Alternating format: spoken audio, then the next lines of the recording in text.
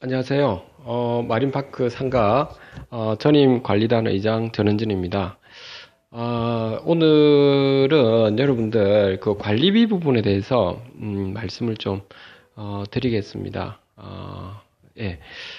저번에 그 분할 납부, 미납 관리비에 대한 분할 납부 약정서 부분을 말씀을 드렸는데 좀 구체적으로 좀 말씀을 드리겠습니다.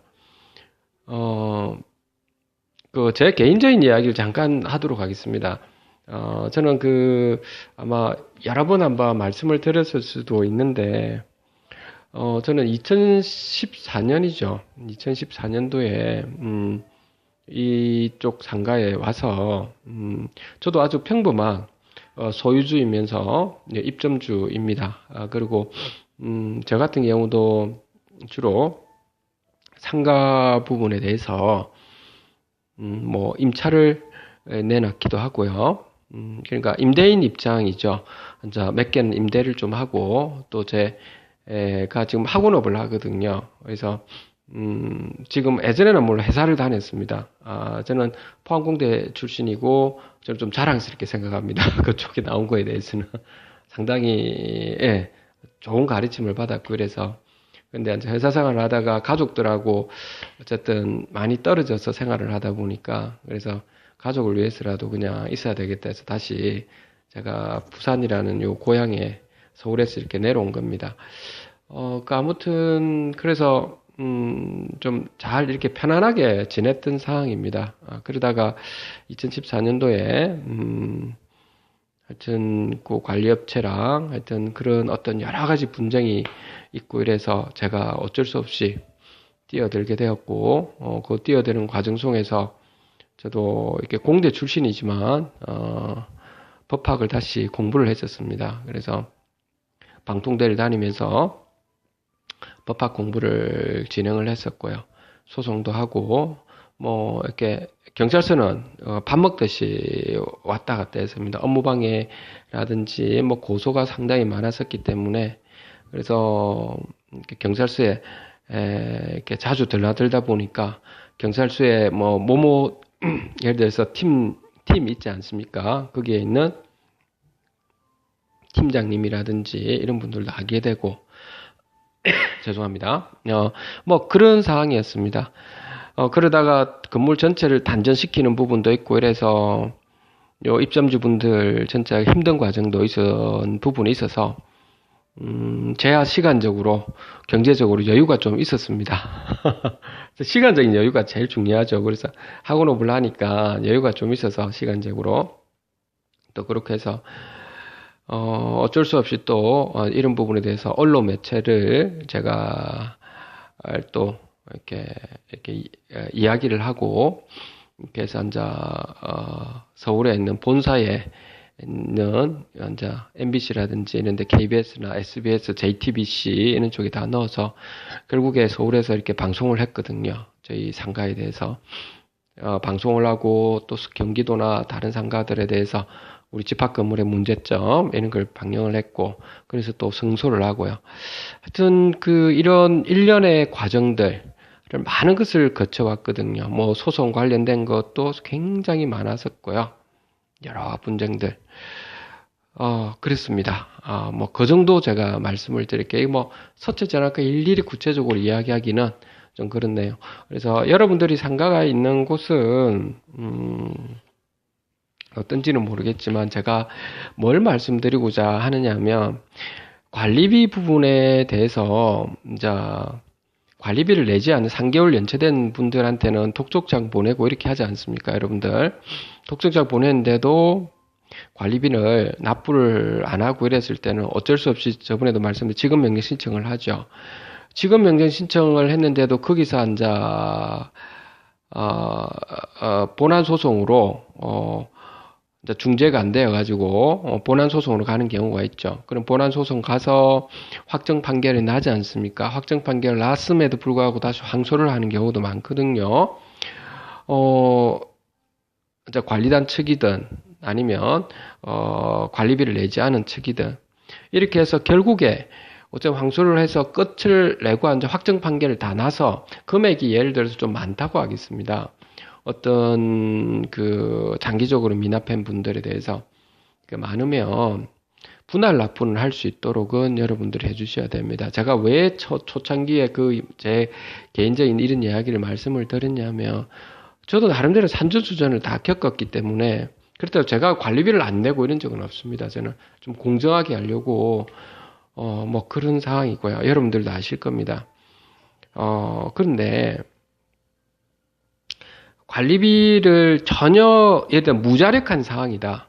이렇게 재산권이라니까 받는데 무자력한 상황이라면 그럼 경매 신청부터가 빨리빨리 좀 진행을 해야 되는 건 맞는데, 무자력하지가 않는 상황이라고 한다면은 분할 납부가 가능할 수 있도록 그 사업하는 그 사람들도 입장에서는 금액이 한꺼번에 돈이 1억을 바로 낼 수는 없지 않겠습니까? 그러니까 그런 확정 판결 나고 난 뒤에는 좀 그런 식으로 좀 진행을 해주면 서로 간은 좋은 거 아닙니까?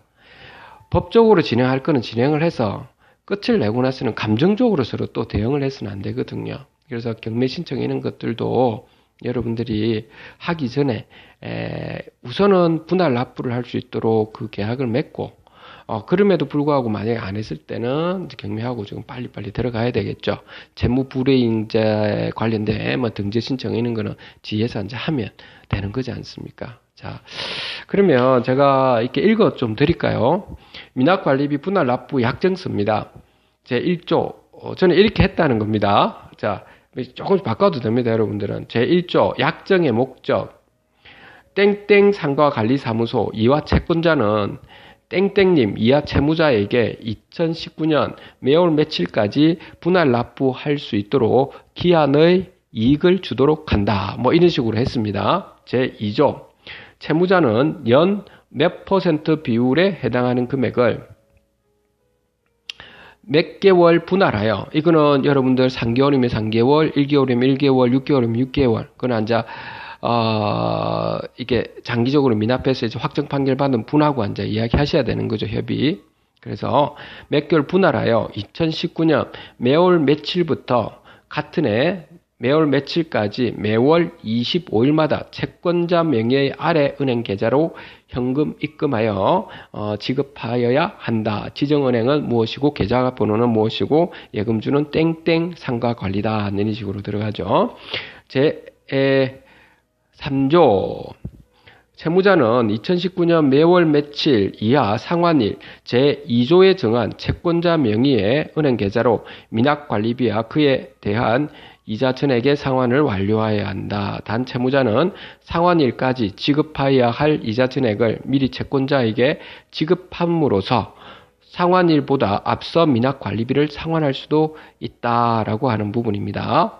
자, 이런 부분도 들어가면 되고요. 제4조는 지연 손해금, 집행비용, 채무자는 분할 납부 상환 기한 이내에 납부하지 않는 경우에는 지체된 원금 및 이자에 대하여 연 몇 퍼센트의 비율, 지연 이율이죠. 지연 이율에 의한 지연 손해금을 실제 지연 일수로 1할 계산하여 채권자에게 지급하기로 한다. 본조에 따른 지연 이율이 적용되는 동안 제2조의 이율은 적용되지 않는다.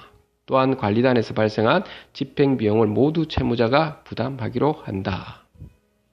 제5조, 기한 이익의 상실. 자, 채무자에게 다음에 각 호에 어느 하나에 해당하는 사유가 발생한 때에는 채권자로부터 달리 통지 또는 채고가 없더라도 당연히 미납관리비 분할 납부에 대한 채무에 관한 기한의 이익을 상실하고 즉시 미납관리비 전액과 이자 및 제4조의 지연 손해급 전부를 변제하여야 한다. 이런 식으로요.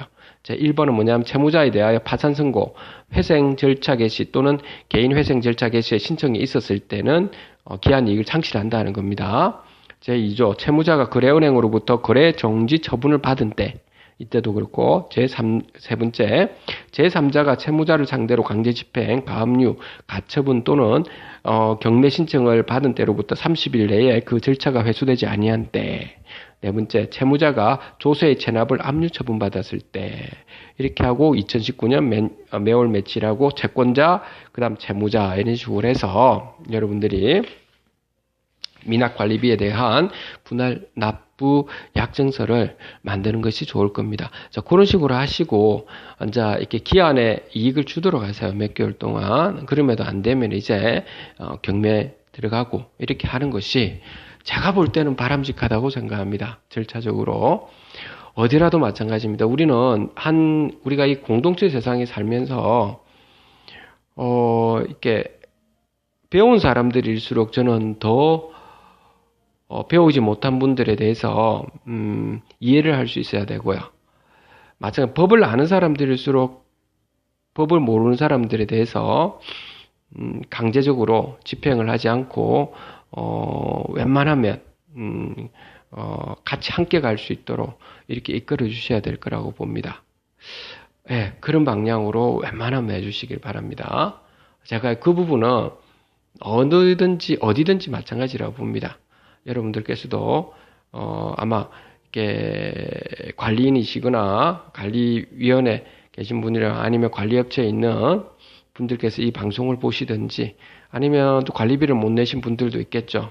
힘들어서 못 내는 경우도 있지 않겠습니까? 그분들 또 다 서로 간에 이해관계가 있는 건 알겠는데 어쨌든 다 이렇게 약자편에서 좀 더 생각을 해보시고 이렇게 서로가 배려를 좀 해주는 이런 사회가 되었으면 하는 것이 개인적인 바람입니다. 오늘은 여러분들하고 이 정도만 하도록 하겠습니다. 감사합니다.